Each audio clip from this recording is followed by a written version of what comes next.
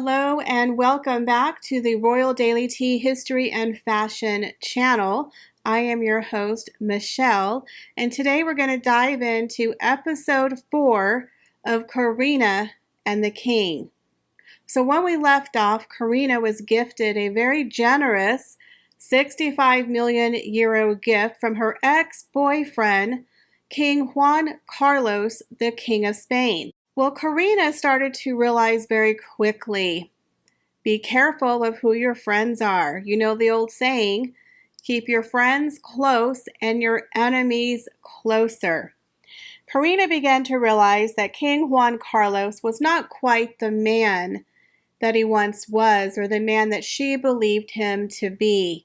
She began to realize how manipulating he really was. After all, this man was raised by a dictator who called Hitler and Stalin some of his friends. She felt like she was being set up to take another fall in yet another Spanish royal scandal, and she was not willing to play the part of the scapegoat once again. Now, Corinna was fully blamed for the ill-fated trip to Botswana with the king and was branded the blonde devil in the press for being the king's mistress and convincing him to go on this safari while taking him away from the bedside of his sick grandson and his wife, Queen Sophia. Now, of course, Corinna was the ex-mistress of the king, but it didn't matter. In the press, they wanted to blame somebody, and Corinna fit the bill. So Corinna, who was still being watched and followed by the Spanish secret police, was told it was her duty to Spain to keep the king motivated and happy to stay on the throne. Now, King Juan Carlos at this time was not doing great. For the very first time, he had plummeted in popularity in the polls.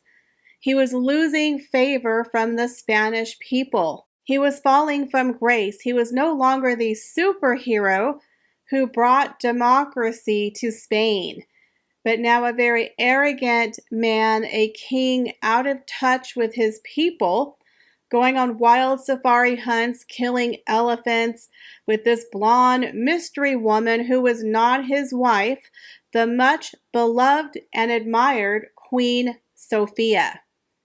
So needless to say, he was losing favor, not to mention the major financial crisis that Spain was currently experiencing. So who are they going to blame? They're going to blame the king. Now, there was major talks about having Juan Carlos possibly abdicate the throne in favor of his son. If you remember, there were two camps behind the palace walls. There was Queen Sophia's camp and the camp of King Juan Carlos. Now, Queen Sophia's camp was much in favor of putting her son, Prince Philippe, on the throne of Spain and telling King Juan Carlos to take a hike. But the head of the Spanish Secret Service, General Sans Rodon, he had it in his favor to keep King Juan Carlos on the throne because he liked receiving the little crumbs and the gifts that rolled off of his corrupt king in the form of kickbacks and presents and gifts that His Majesty the King had received. So, of course, he definitely wanted to keep King Juan Carlos on the throne. And he was the one who was putting pressure on Corinna. Now, Corinna began to understand the role that she was playing, that there was something brewing in the background for months. And she finally realized it when it was announced that the son-in-law of King Juan Carlos, Inaki Erdogan, a one-time Olympic handball player, had just been accused of money laundering and tax fraud. Later, the king's own daughter, Infanta Cristina, would also be implicated in this crime. She became the first royal in the family's history to be taken to court since the monarchy was restored in 1975. So now this is another blow to the Spanish monarchy that they certainly did not need, another scandal proving financial corruption. Once again, they need someone to take the fall. And who do they want to take the fall? Well, let's throw Corinna to the wolves. So Corinna realized very quickly they wanted it to be the son-in-law and Corinna, not the son-in-law and his daughter Christina. Corinna is beginning to panic. She realizes, wait a minute, they want me to take the place of Christina to save face with the public. They'll blame the son-in-law and Corinna, the king's blonde devil woman, the mistress. Let's throw her to the wolves and we'll save the princess. Well, Diego Torres, who was the business partner of the king's son-in-law Inaki, during the criminal investigation, publicly implicated Corinna through a course of emails. Now, according to Corinna, Diego Torres had published a cut-and-paste sequence of email exchanges trying to create the impression that she had arranged the financial arrangements with Inaki and a group of people, and she was masterminding this whole thing that led to a criminal investigation. Now, of course, she was shocked to find out they were definitely trying to pin this crime on her, that they wanted her just to be quiet, fall in line, and do the right thing. Well, she said she would do no such thing. So immediately, Corinna, who was innocent, called out to the king and asked him, what's going on? Why are they implicating me? But again, he acted very nonchalant. Don't worry, it's going to blow over. Everything's going to be fine. But it wasn't fine. People were calling her, questioning her. Did you do this? Are you responsible? She started losing clients and friends, and her business started to fail, and her reputation is being smeared through the mud, and nobody is helping her. At this point, Corinna realizes she can't trust the king. She can't trust anybody in her inner circle. She has to take matters into her own hands. So she reaches out to a journalist by the name of Ana Romero that she decides to meet her in Monaco and give a tell-all interview where she's going to tell her side of the story and clear her name. Now, it's the first time Corinna has spoken out to the press, which is something that General Rodin had expressly forbidden her to do. So by doing so, she's definitely putting herself in danger, but at this point, Corinna didn't feel like she had any other choice. The king is nonchalant about it. Oh, well, it's fine. I can't believe this guy did this to you. Relax, it's going to blow over. But meanwhile, they're literally trying to make it look like Corinna is the guilty party in this major fraud case and tax evasion. And they're definitely trying to save the princess at the expense of Corinna. And the king is doing nothing to help her. So Corinna publicly gives this interview, and of course everyone's very angry with her for speaking out in the public, but at this point she has no other choice. She felt like she was a pawn, she was being used as a scapegoat, but at the same time, the king's affection and obsession with Corinna became at an all-time high. It was a very weird situation for Corinna, but there was one thing very clear. The king was very upset with Corinna because she wasn't playing ball. She was not doing what they wanted her to do. Now, Queen Sophia had practically moved into the Claridge's Hotel in London. She was far removed from her philandering husband, only flying into Spain for special official events, so they were very much living separate lives. Now, around this time, King Juan Carlos started laying on the charm to Corinna. Now, you have to remember, they had been broken up for about 6 years after he betrayed her with another mistress around the time that she was recovering from losing her father. So Corinna had remained friendly with the king, as one always does, but she certainly wasn't going to fall for his charms and become his mistress once again.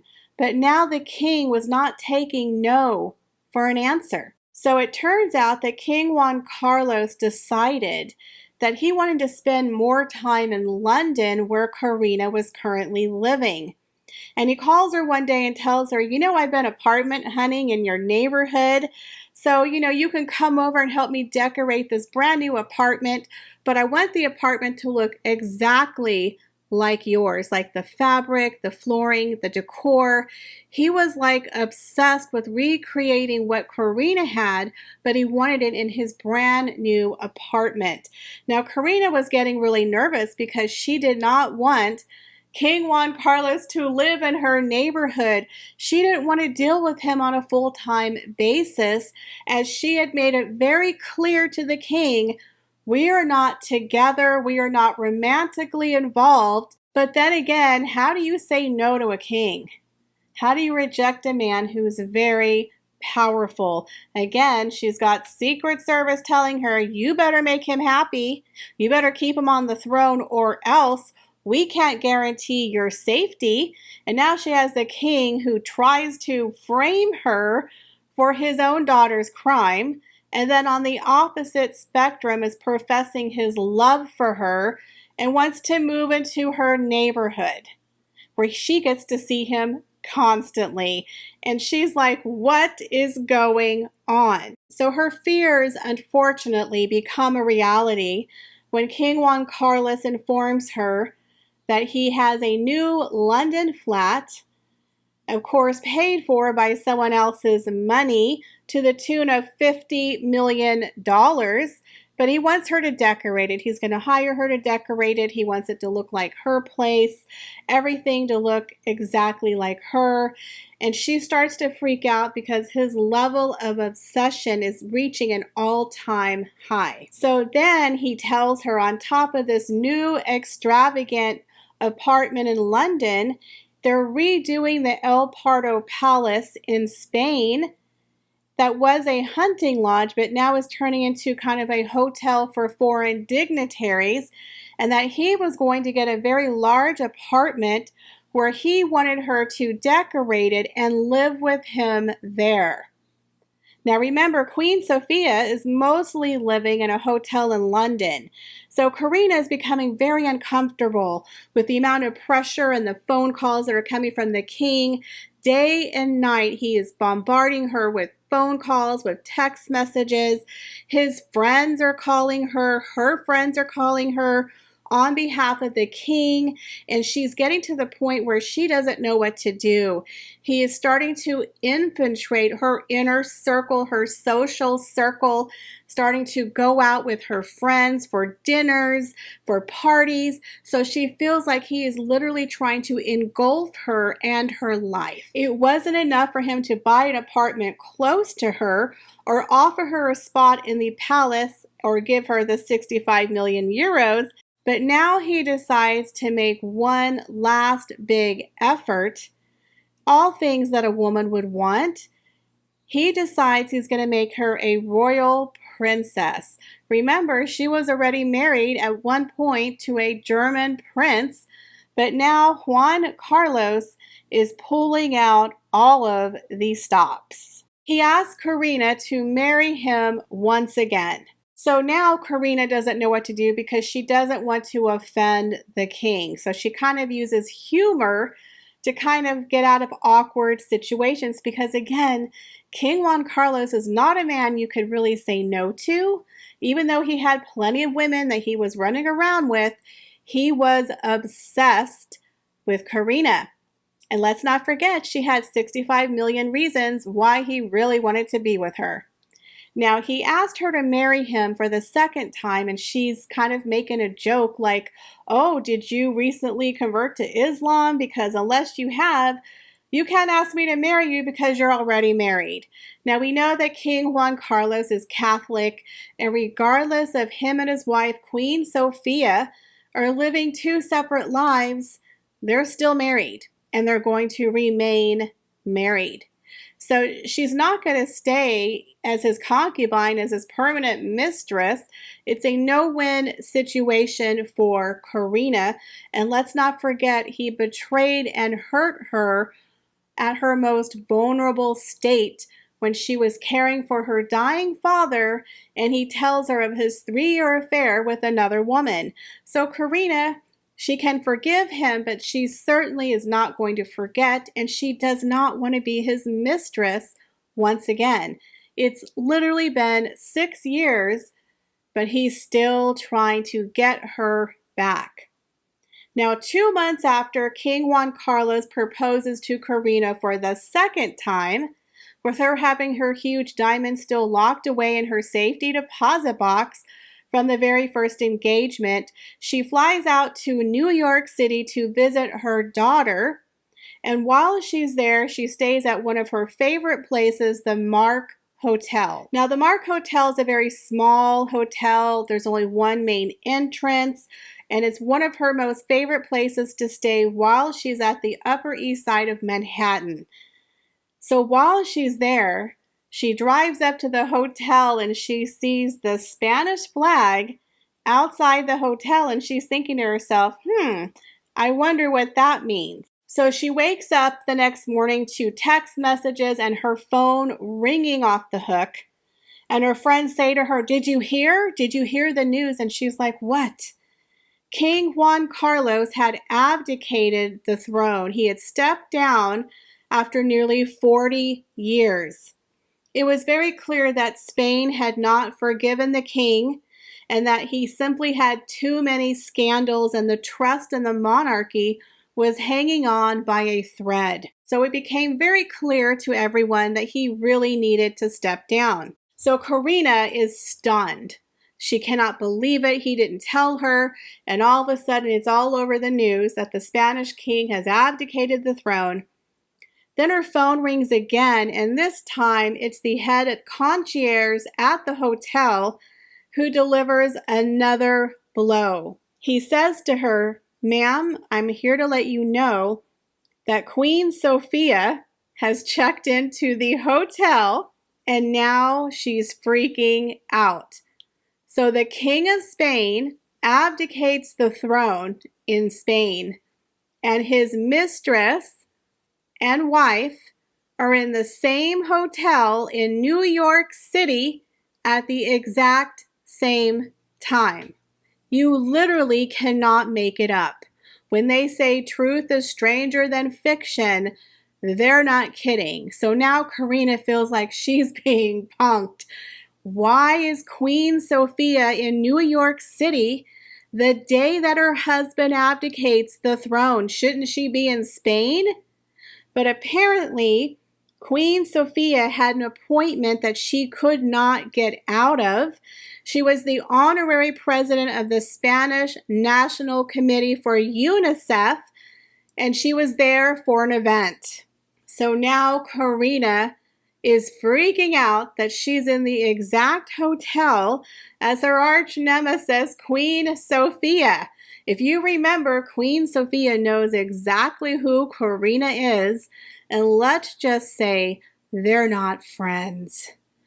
That Queen Sofia has been bad-mouthing Corinna all through high society, and of course Corinna has been the tabloid darling of Spain for over a year, being linked to the king as his former or current mistress, the blonde she-devil who convinced the king to go on that trip to Botswana and take him away from his wonderful poor wife, Queen Sofia. Not to mention, they were saying that Corinna was possibly involved with the king's son-in-law in a money laundering scheme. So for the past year and a half, Corinna has been ripped through the headlines, ripped through high society, and now she's in the same hotel as Queen Sofia on the day that her husband abdicates the throne.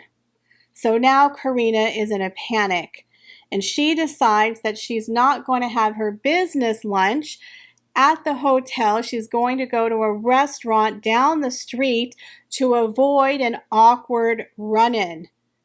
But unfortunately for Corinna, she walks into a restaurant where Queen Sophia is sitting. And now the two women are face to face in a restaurant in busy New York City. So to say that it was awkward is probably an understatement. So Corinna is mortified that she's staying at the same hotel as Queen Sophia, and now she's having lunch in the exact restaurant at the exact time that Queen Sophia is also present. Around this time, Corinna starts receiving a lot of weird emails and phone calls saying little small favors like chart a private jet for His Majesty the King Juan Carlos needs it, or book his hotel room at this private island. We need you to book this for him. And then it starts to become more of a request, an order, and a demand. And now all of a sudden, Corinna is receiving all of these very expensive bills and orders to do things for the king. She was expected to pay for the king's new lifestyle now that he was no longer the king of Spain and he was living in exile. He assumed that Corinna was going to give him full access to that 65 million euro gift, a kind of a get out of jail card, and that Corinna was now responsible for keeping the ex-king of Spain in the lifestyle that he was accustomed to. But now Corinna is getting very uncomfortable, and it starts to ring a lot of red flags to her, and she decides she needs to set up a meeting with the king and his lawyer. And he says to her, well, I need it. So, you can afford it. What's the problem? And of course, the lawyer is stunned. Like, what are you talking about? We agreed to this, that the money would be Corinna's, would sign off on it. So Corinna says, well, if you want the money back, let me know, and I will be more than happy to forward it back to you. So the lawyer takes the bait, and he's like, well, if you would like to do so, just give us the bank account with your name declared to the Spanish tax authorities. So immediately the king's like, no, that's fine. Because he doesn't want the public, especially the Spanish treasury, to know the extent of his hidden wealth. Remember, to the public, the Spanish monarchy receives $9 million a year to pay for their expenses. So how are they going to explain a $50 million apartment in London and 65 million euros that will be transferred from his ex-mistress to his bank account? He would have to declare this to the government, and he definitely did not want people to know how he was buttering his bread, how he was affording such an extravagant lifestyle. Remember, his son-in-law was in trouble for fraud, for tax evasion, for money laundering. So the last thing that the king, who was forced to abdicate, would want to do is tell the public about all of his finances. So immediately Corinna called his bluff. She's like, if you want access to all of this money that you gifted to me, I'll be more than happy to give it to you, and we'll report it to the tax authorities. So immediately she knows she got him. So he's now seething with anger. Corinna soon realizes he didn't really want Corinna. He wants the money. He wants the money and the honey. 2 for the price of 1. So he thought in his head he was going to abdicate the throne. Corinna was going to run back and be his full-time mistress, and he was going to get all of the access to the money that he wanted to pay for his extravagant lifestyle. But unfortunately for King Juan Carlos, Corinna was not on board. She was not going to be his mistress. She was not going to shack up with him, and she most certainly was not going to bankroll his new lifestyle as a royal in exile. Nope. she was not going to play the king's game. But how do you say no to the king? How do you say no to a man who was raised by a dictator? Again, King Juan Carlos might pretend to be a very charming seducer, a charming people pleaser, but beneath all of that is a cold-hearted man. A cold-hearted man who now was looking at Corinna with a different set of eyes. And Corinna realizes very quickly she's playing with fire. So now Corinna is beginning to feel very isolated because the king had infiltrated her inner circle with all of her business dealings, her friends. And now that the king is not happy with her, things can start to go very, very badly. For one, her business is now going bankrupt. Her long-term clients, her relationships, where she spent decades building, are suddenly refusing her phone calls. They're cutting ties with her. Her business arrangements are now being cut off. And she now knows that King Juan Carlos is paying her back and he's going to punish her. So now Corinna finds out through a friend that not only is her reputation trash, but that King Juan Carlos himself is spreading a very vicious lie, telling people that Corinna stole the gift of 65 million euros. Now he's telling his very powerful friends in Saudi Arabia that Corinna, the blonde devil woman, his ex-mistress, the woman who has been in the newspaper for over a year, connected to possible tax fraud and embezzlement, stole the 65 million euros from the king. So now very powerful and dangerous people have set their sights on Corinna. Because let's be honest, King Juan Carlos can't exactly tell his friends in Saudi Arabia, oh, I gave my ex-lover the 65 million euro and she's not giving it back. So can I have another 65 million euro? He has to play the victim, so they'll give him money and feel sorry for him. So what does he do? He says, she stole it from me. Now she has all sorts of people in very high, powerful positions thinking she's the devil, that she can't be trusted. She is a thief. Her business is in the toilet. Her friendships are teetering. People are avoiding her in high society. And now King Juan Carlos, the husband of her heart, the man she has known for over a decade, is now selling her out and telling people she is a common thief. And now she has a target on her back. So Corinna sets up a meeting with the king. She's trying to smooth this over. How can we repair this friendship? But she realizes at this point that unless she gives in to the king's expectations and demands, that he wants her to move in with him and he expects her to pay all of the bills, all of the overheads of that $50 million London flat that he's not even paying for. He expects her to support him and get in line when she says no. He looks at her and says, well, in that case, you're useless to me and there will be consequences, Corinna, and they're not going to be good. So now if she thinks her life has been horrible, now she knows it's going to be deadly. When she looked at him, she realized there was no affection left for her in his eyes. He was cold, kind of like when a man realizes his wife isn't coming back to him and that it's over, that a man becomes very dangerous. Many women every year become murdered or physically abused by their ex-lovers. They become obsessed with trying to obtain the object of their affection to the point where if they can't have them, no one else can.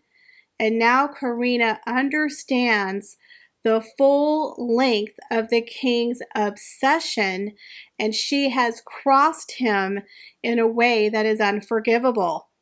And now she's scared for her life.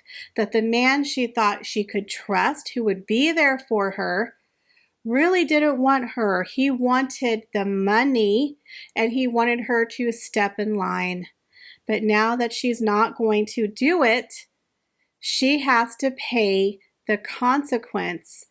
But the question is, what consequence is Corinna going to pay? So now by the end of 2014, Corinna feels very isolated from her friends, her family, her business associates. She's threatened with violence. She's being stalked, intimidated. And then, as if it wasn't bad enough, Corinna wakes up one day in November to read the headlines that the white she-devil strikes again, but now she's being accused of stealing $30 million from Spain. You know, the country that's having financial crisis, the one that blamed her for the ill-timed trip to Botswana, the woman who was accused of stealing Juan Carlos away from Queen Sofia, and now his abdication and downfall. The white she-devil strikes again. She's stealing money from the country of Spain. So according to the news article, they're saying that the Spanish Secret Service had opened up a secret bank account and funneled $30 million in hush money to Corinna. Now, this was something that Juan Carlos had done in the past, supposedly, where he paid off his other mistresses, but now it is a full-blown smear campaign and character assassination against Corinna, and it's working, because who are they going to believe, Juan Carlos or Corinna in Spain? Again, he was the golden boy. Even though he abdicated the throne, he's still the ex-king of Spain. So at this point, Corinna realizes that the situation has broken down irretrievably. There's no going back. There's no reasoning with the king. And for the very first time, she does feel like her life is in real danger. Well, guys, that's all I have for you guys today, but make sure you stay tuned for episode 5, because if you can believe it, it gets even stranger and crazier in the next episode.